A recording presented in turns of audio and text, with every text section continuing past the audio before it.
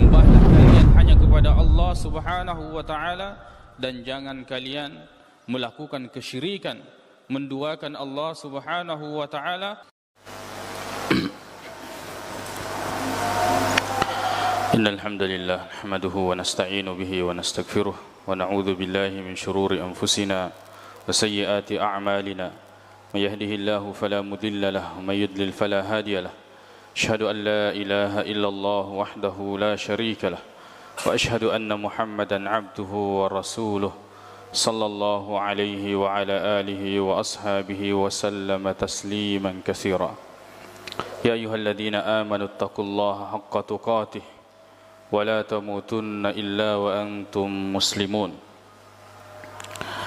Amma ba'd, fa inna asdaqal hadithi kitabullah wa khairal hadi hadi Muhammadin sallallahu alaihi wasallam wa syarral umuri muhdatsatuha fa inna kulla muhdatsatin bid'ah wa kulla bid'atin dhalalah.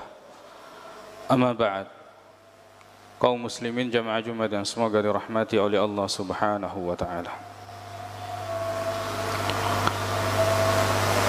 Allah Subhanahu wa taala berfirman,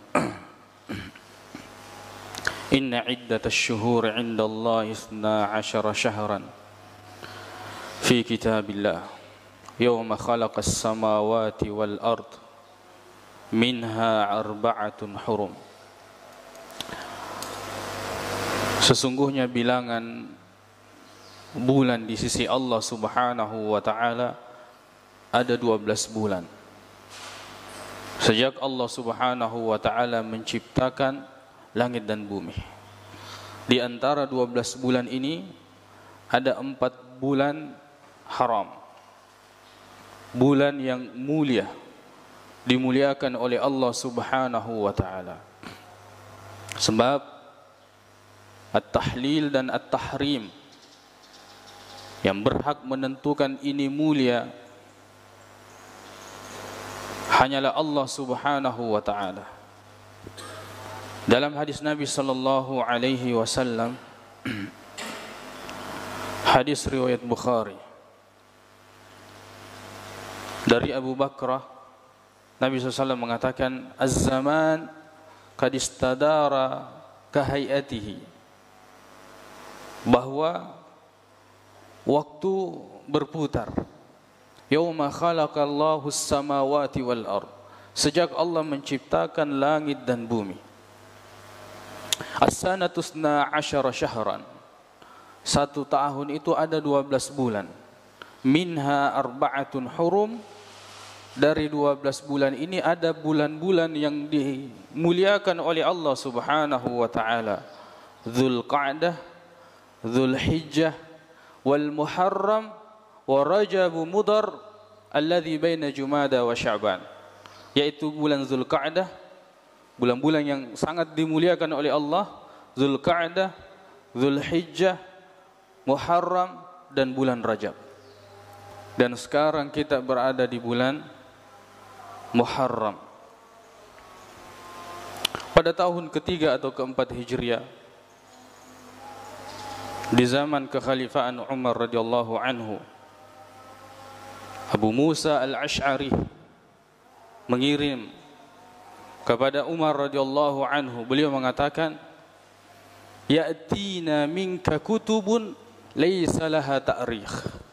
Telah datang kepada kami surat-surat darimu wahai Amirul Mukminin, tapi tidak ada penanggalannya, tidak ada kalendernya. Maka Umar radhiyallahu anhu jama'as sahabata, mengumpulkan semua sahabat. Kemudian mereka bermusyawarah untuk menentukan penanggalan. Maka di antara mereka ada yang mengatakan, Arrihu bima yu'arrihul furus bimulu ala mulukiha. Kita gunakan penanggalan Persia. Fakarihus sahabat. Maka sahabat kurang atau tidak senang dengan penanggalan tersebut. Sebagian mengatakan kalau begitu Arrihu bita'rihi ar-Rum. Kita buat penanggalan sebagaimana digunakan oleh bangsa Romawi. Fakarihu as-sahaba atau fakarih as-sahaba dzalika. Kemudian sahabat tidak senang dengan penanggalan tersebut. Maka sebagian mengatakan Ar-rikhu bimiladin Nabi sallallahu alaihi wasallam. Bagaimana kalau kita membuat penanggalan dari kelahiran Nabi sallallahu alaihi wasallam? Sebagian mengatakan min mab'athihi. Bagaimana kalau kita buat penanggalan dari diutusnya Nabi sallallahu alaihi wasallam sebagai rasul? Sebagian mengatakan bagaimana kalau min hijratihi, dari hijrahnya Nabi sallallahu alaihi wasallam. Kan tetapi Umar radhiyallahu anhu mengatakan al-hijratu hiya allati farraqat bainal haqqi wal batil. Hijrah inilah yang kemudian memisahkan antara hak dan yang batil. Ar-rikhu biha. Tentukan penanggalan dari hijrahnya Nabi sallallahu alaihi wasallam. Maka sahabat menentukan penanggalan sesuai dengan atau berangkat dari hijrahnya Nabi sallallahu alaihi wasallam, penanggalan hijriah. Mereka bersepakat. Akan tetapi mereka berselisih. Bulan ini dimulai dengan bulan apa? Atau tahun ini penanggalan ini dimulai dengan bulan apa? Sebagian mengatakan mulai saja dengan bulan Ramadan. Asy-syahrul ladzi unzila fihi al-Qur'an. Yaitu bulan yang di dalamnya diturunkan Al-Quran. Sebagian mengatakan mulai dengan Rabiul Awal, Syahrul Qudum, yaitu bulan di mana Nabi SAW datang ke Madinah. Kan tetapi Umar, kemudian Utsman dan Ali radhiyallahu anhum bersepakat untuk memulai dengan bulan Muharram. Sebab bulan Muharram adalah bulan terletak setelah bulan Dzulhijjah, di mana umat Islam telah melaksanakan haji, ya, menyempurnakan rukun Islam. Kemudian di bulan Muharram ini terjadi baiat kaum Ansar terhadap Nabi sallallahu alaihi wasallam. Dan di bulan Muharram inilah al-azimah, di mana keputusan untuk hijrah dari Nabi sallallahu alaihi wasallam. Maka kemudian penanggalan hijriah berdasarkan hijrahnya Nabi sallallahu alaihi wasallam, dan adapun bulannya diawali dengan bulan Muharram, ijtihad para sahabat, bukan wahyu, bukan dari Al-Qur'an maupun hadis Nabi sallallahu alaihi wasallam. Nama-nama bulan ini telah ada jauh sebelum Nabi sallallahu alaihi wasallam. Telah ada di zaman kakek kelimanya Nabi sallallahu alaihi wasallam, yaitu Kilab bin Murrah. Akan tetapi penamaan ini kemudian digunakan di dalam Islam dan tidak dirubah. Dan seharusnya kita sebagai umat Islam menggunakan, jika para sahabat ditawarkan penanggalan Persia, penanggalan Romawi, kemudian mereka lebih senang dengan penanggalan hijriah, hijrahnya Nabi sallallahu alaihi wasallam, maka seharusnya kita yang menjadikan sahabat Nabi sallallahu alaihi wasallam termasuk panutan kita mengikuti penanggalannya. Kan tetapi sayang sekali kebanyakan atau di antara kita umat Islam tidak memperhatikan. Tidak memperhatikan kalau sekarang ternyata sudah masuk bulan Muharram. Padahal memperhatikan bulan-bulan hijriyah itu sangat berkaitan dengan ibadah-ibadah yang kita lakukan. Bulan Muharram ada anjuran, ada sunnah. Bulan Ramadan, bulan Syawal, bulan Dzulhijjah, di setiap pertengahan bulan tanggal 13-14 Hijriah ada anjuran untuk melakukan puasa. Banyak ibadah kita berkaitan dengan penanggalan Hijriah.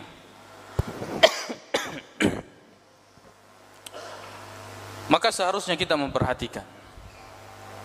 Harusnya kita sebagai umat Islam mulai ketika kita melihat kalender, maka hendaklah kita mencari hari ini tanggal sekian, ya, misalnya Masehi tanggal berapa Hijriah. Kaum muslimin jamaah Jumat yang semoga dirahmati oleh Allah Subhanahu wa taala. Di dalam Islam ya, dalam satu tahun ada 12 bulan. Pertama adalah bulan Muharram. Dinamakan Muharram sebab pada bulan ini diharamkan ada peperangan, dilarang.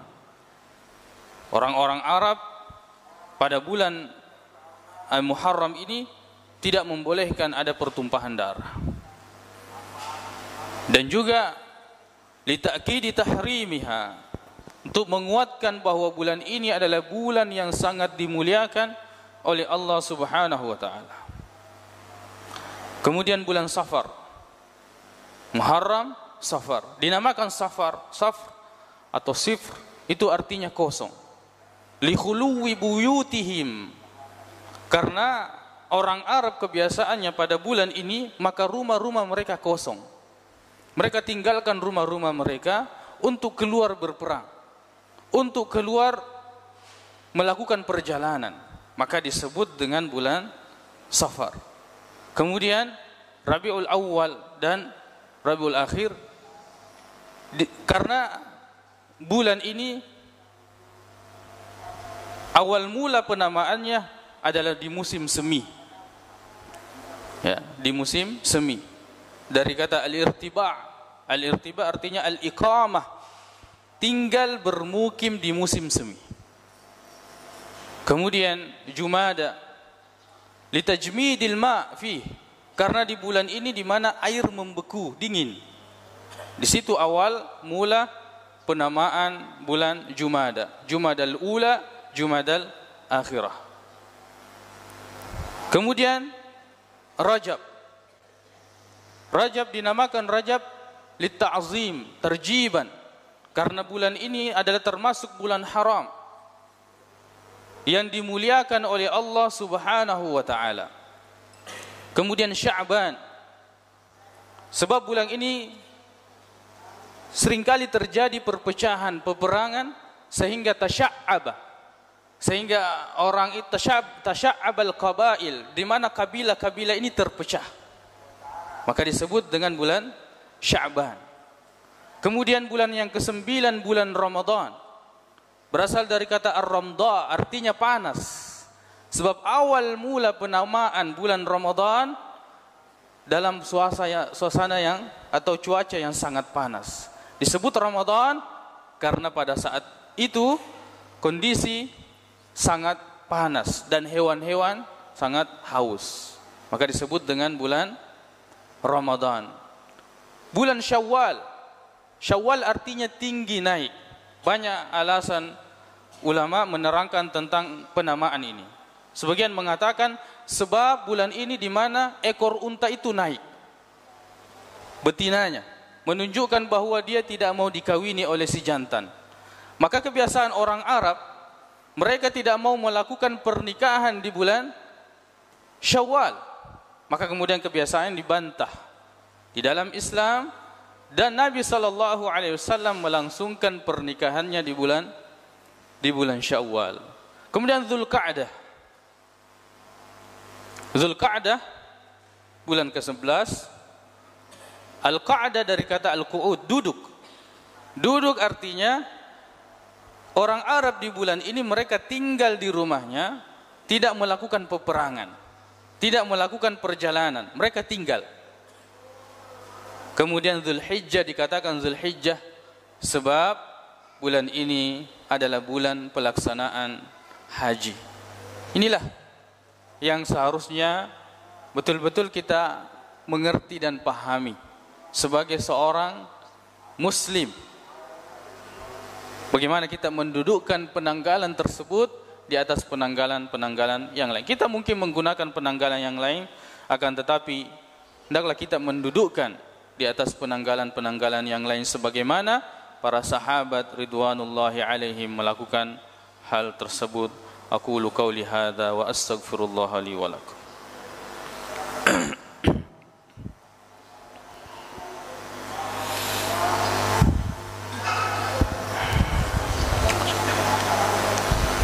Alhamdulillahi rabbil alamin.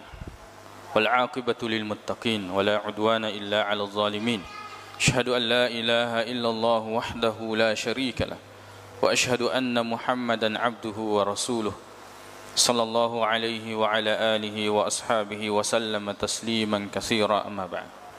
Kaum muslimin jamaah Jumat yang semoga dirahmati oleh Allah Subhanahu wa taala.